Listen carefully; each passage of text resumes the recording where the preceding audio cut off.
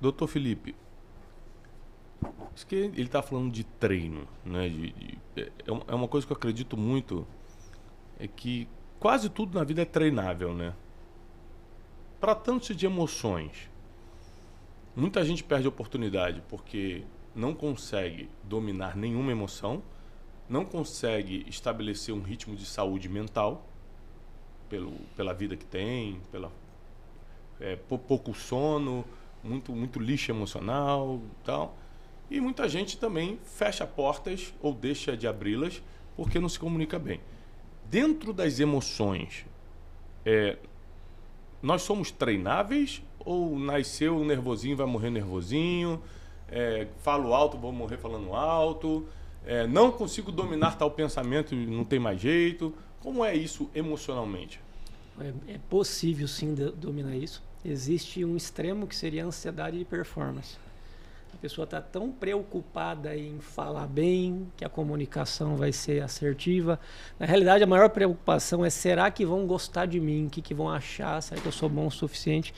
Isso daí ativa áreas, por exemplo, no nosso cérebro, da amígdala cerebral, que dá um medo um nível irracional. Depois você tenta controlar, na hora parece que é impossível. Então, por isso que o treinamento ele funciona. O processo dá para a gente chamar de uma dessensibilização gradativa. Você precisa dominar o básico de estratégias de comunicação. Por isso que é muito importante a gente procurar multidão de conselheiros para você saber o que eu vou falar, como eu vou falar. Não ficar engessado de ter que falar certinho, porque aí se eu esquecer uma palavra e tal, o que acontece? Para daí você se posicionar e diminuir a chance de tensão. O medo vai existir? Vai, só que você vai ter ferramentas para lidar com isso. Dá para melhorar com psicoterapia? Sim. Existem várias linhas. Uma das linhas que mais tem evidência científica de boa resposta é a terapia cognitivo-comportamental, onde a gente, o terapeuta, ele meio que gamifica o processo. Então, sei lá, o chefão para zerar a fase, né, seria apresentar na frente de 1000 pessoas. Peraí, vamos começar você com pessoas que você conhece no seu dia a dia? Você falando com um amigo. Aí seria a minha primeira fase. Próxima fase, você falando com 3, 4 amigos. Próxima fase, você falando de algo que você sabe que esses 3, 4 amigos não concordam com você, mas você está ali para justamente argumentar e lidar com essa oposição ao seu pensamento. E assim, gradativamente, pessoas estranhas, quantidade de pessoas. Então, se você fizer esse treino organizado, tendo a técnica correta para cada circunstância, o teu cérebro meio que vai se acostumando, ele vai se psicoadaptando com aquela sensação de tuque-tuque-tuque, de tremor e tal. E você consegue, depois de um tempo, desde que tenha disciplina, perseverança, se comunicar. É até estranho, é algo que eu percebo em alguns pacientes, até alguns colegas aí que estão na internet. Esse bloqueio, ele é intimamente relacionado com um propósito maior. Então, se você acha que você não nasceu para falar em público, para se comunicar, cuidado, provavelmente é o oposto. E aí, circunstâncias da vida vão tentar ativar em você uma coisa que a gente chama de viés de confirmação. Tá vendo como eu não nasci para isso? Tá vendo como isso? Sendo que, na realidade, é o oposto.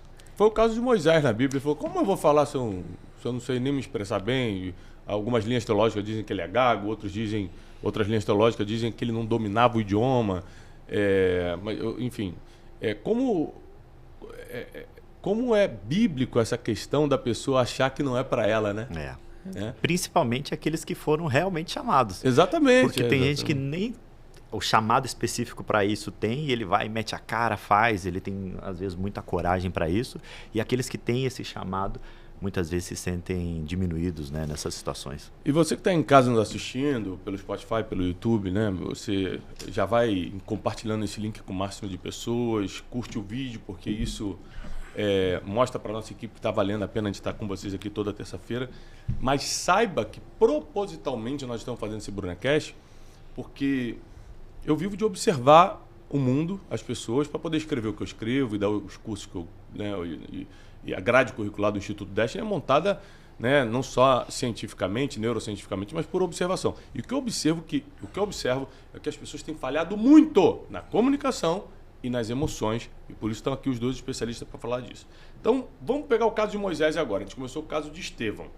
num momento de tensão máxima, conseguiu governar as emoções e se expressar bem. E aí a gente pode apelar para o espiritual. Poxa, mas o Espírito Santo estava com ele e ele estava cheio de sabedoria. Ótimo. Caso de Moisés. Deus aparece para ele e fala, olha, eu quero que você liberte o meu povo, vai lá para Faraó e diz para ele liberar meu povo. Aí ele dá uma desculpa. Ele fala, Senhor, como eu vou fazer isso se eu não sei falar bem? Não, mas ele dá várias desculpas. Você, não, mas eu falo por você, deixa que eu coloque as palavras na sua boca, como falou para Jeremias capítulo 1, em Jeremias capítulo 1 para Jeremias. Não, deixa que eu coloque as palavras na sua boca, porque Jeremias falou, eu sou só uma criança, eu não sei falar. Deus falou, tá bom, eu ponho as palavras na sua boca. Moisés continuou com as desculpas. Essa questão de ficar dando desculpa para tudo é algo emocional? Sim, é um mecanismo de defesa do ego, né? Tua mente prefere arrumar uma justificativa e por vezes ela é lógica. Tem sentido, né? Faz sentido. Faz sentido. Não vou fazer isso, não nasci para isso, como eu falei agora há pouco.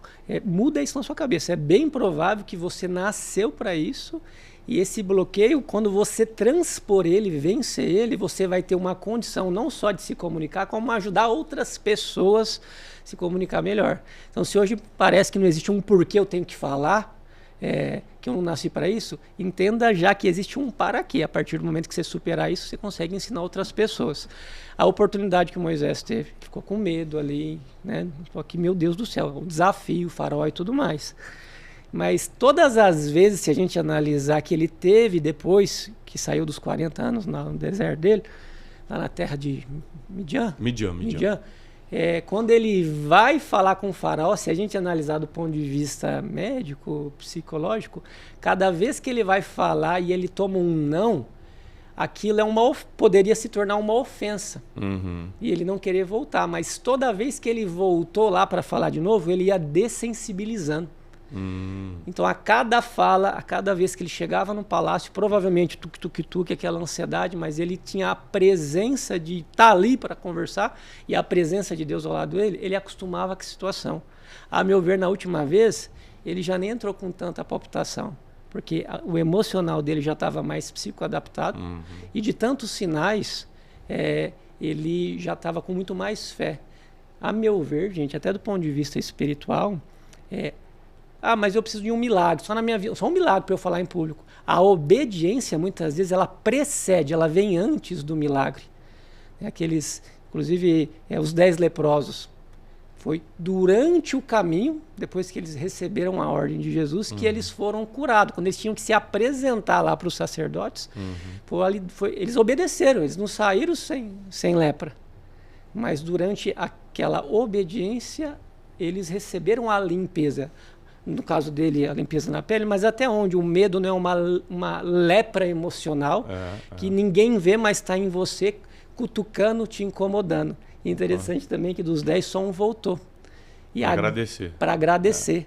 E a gratidão fez com que esse único que voltou, ele acessou muito mais do que a cura. Porque os que foram curados provavelmente viveram mais alguns anos. Mas o que voltou em gratidão, ele escutou de Jesus, a tua fé te salvou. Então ele vai acessar não só uma cura momentânea, ele tem acesso a uma vida eterna, porque voltou em gratidão, com gratidão, porque acessou a cura na obediência, mas ele teve um coração voltado não para viver a vida dele do jeito que ele queria, mas em agradecer aquele que ofereceu um novo caminho.